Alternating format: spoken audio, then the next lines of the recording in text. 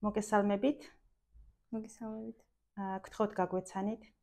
მე ვარ მარიამ ზაქაიძე, ალმას ჰოლდინგის სტაჟიორი, დაწყევი იურისტთა გაერთიანების წევრი.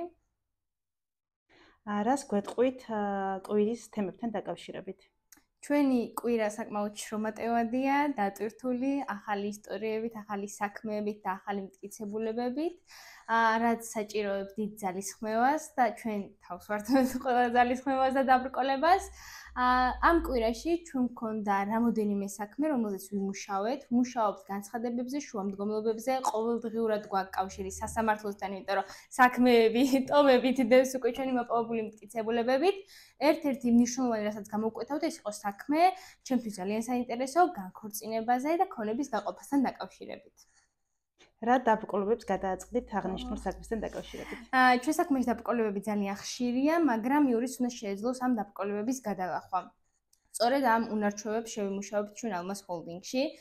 პირადად მე საკმაოდ ბევრი დაბრკოლება გადავლახე როგორც იუსტიციის სახლში, ასევე სხვადასხვა სუდად სასამართლოში საბუთების შეტანისას. ძალიან ხშირია დაბრკოლებები, როგორც არის არასწორი ინფორმაციის შეტანა იმ პირის მიერ, რომელსაც ვანდობთ ინფორმაციას და გონია რომ სწორად გააკეთებს ყველაფერს, მაგრამ ჩემი რჩევა იქნება გადაამოწმოთ რამოდენიმეჯერ, დაარწმუნდეთ და შემდგომ შეიტანოთ საბუთი და დათანხმდეთ, რომ საქმეს დაედოს, რადგან სწორედ ამ წამს ბანკში მქონდა ერთ-ერთი დაბრკოლება, ბაშს ვიხდიდი და მინდოდა რომ დაეწერათ, მე ვიყავი წარმომადგენელი, მაგრამ ვის სახელზე ვიხდიდი.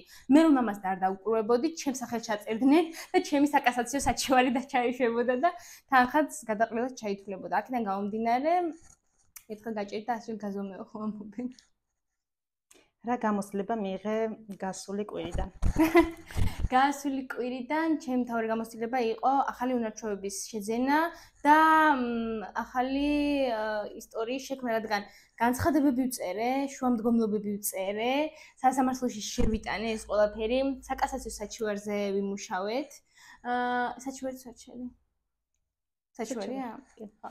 საკასაციო საჩივარზე ვიმუშავეთ, სააპელაციოში სხდომაც გვქონდა, რადგან მე და ქალბატონმა მაიამ ერთად ვიმუშავეთ. ეს საქმე გრძელდება და შედეგს აუცილებლად გაგიზიარებთ და ხო ყველაფერს ცოტა ხوار გავახმაურებთ, ჩვენთვისაც დარჩეს.